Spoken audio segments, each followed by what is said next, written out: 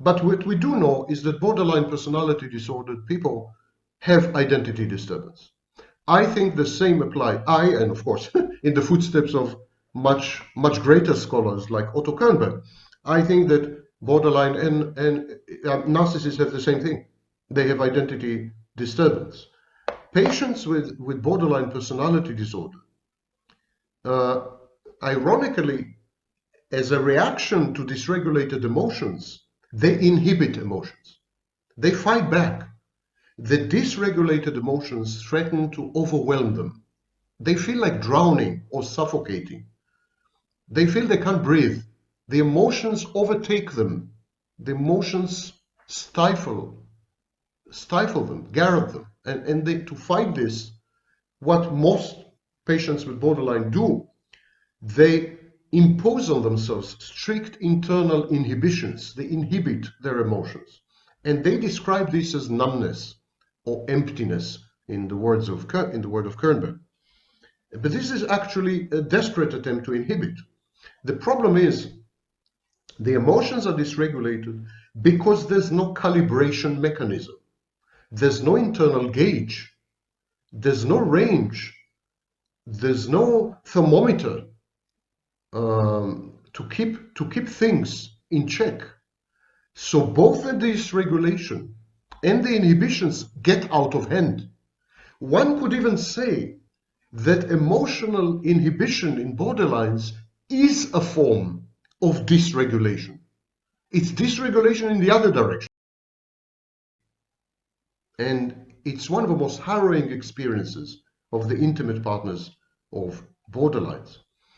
Patients with borderline seem to also to identify with the affective state of the moment.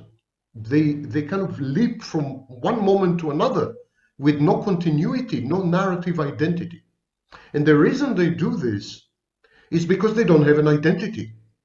So remember what I told you, the pseudo-identity? Pseudo-identity is an experiment. It's like I don't have an identity, now let me be loving. Let's see if this could become my identity. So now I'll be loving. Okay, he's about to abandon me, he's about to reject me, he's about to humiliate me. Let me be a psychopath. Let me be aggressive. Let me be defiant. Let me be contumacious. Let me be impulsive. Let me be reckless. Another self state emerges. Let me try to be this self state. It's an experiment. It's a probe. The borderline keeps experimenting with possible identities, which is what I call pseudo identities. And she keeps discarding them like so many old clothes. There's a garage sale in the borderline psyche, in the borderline's mind, every single day. She discards her old self states and acquires new ones and tries them on. Will they fit me? Do I look nice in them? And so on and so forth. So it's kind of jerky. I would say the borderlines have a jerky personality. And so this is especially true when there is comorbidity, for example, with depression. Identity disturbance is extreme when the borderline is depressed, when she abuses substances, or when she's very anxious, when she has anxiety disorder, especially true in adolescence. But all cluster B personality types, and many scholars say that all personality disorders have at the core identity disturbance. And I want to link identity disturbance to two concepts invented by who else? The French. The French are coming. The first concept is simulacrum. I'm going to quote from Baudrillard. Baudrillard wrote, "The simulacrum is never that which conceals the truth. It is the truth which conceals that there is no truth. The simulacrum in itself is true, but there is nothing behind it." So simulacrum is a facade. It's the equivalent of my suggested pseudo-identities. The simulacrum is a facade that implies that there is something behind it, but actually there's nothing behind it. There is emptiness, numbness, absence. We could say that personality disorders are simulacra, especially, for example, narcissistic personality disorder. Lacks the volition to explore alternatives of self in the world. This is the experimentation I was talking about. We all tweak and tinker with our identity and ourselves, subject to environmental circumstances, stressors, events, expectations, other people.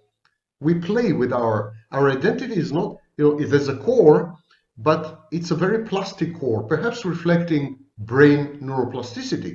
And we all experiment with the selves until at some point we're egosyntonic, we feel comfortable, we feel good, we're within kind of internal comfort zone, and then we stop.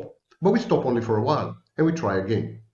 And Wooden says relevance to childhood development. This is a part of the identity development process that is characterized as avoiding uncomfortable feelings and exploration in the world.